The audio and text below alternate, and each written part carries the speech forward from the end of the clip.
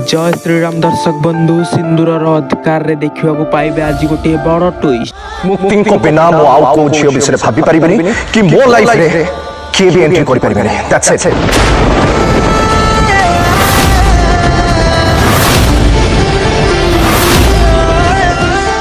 आउ मु केबे भी आम दी जन को रिलेशनशिप रो फेवर नथिली केबे भी नो नेवर।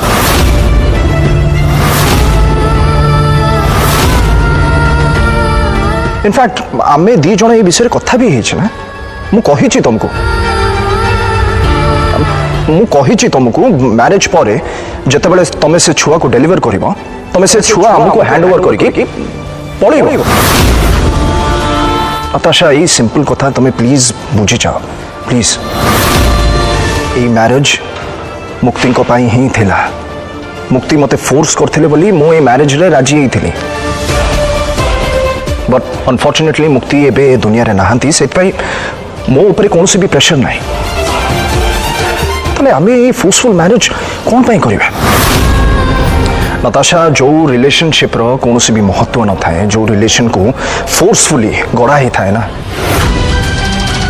से रिलेशनशिप रे केवल क्षति ही क्षति ही थाए आ कम दिन रे भांगी जाए से बड़े रिलेशन। आ तुम ये कथा को बुझे पे चेष्टा करो Natasha please. And in fact you should be happy आम दी जन को मैरिज है ही नहीं बोली।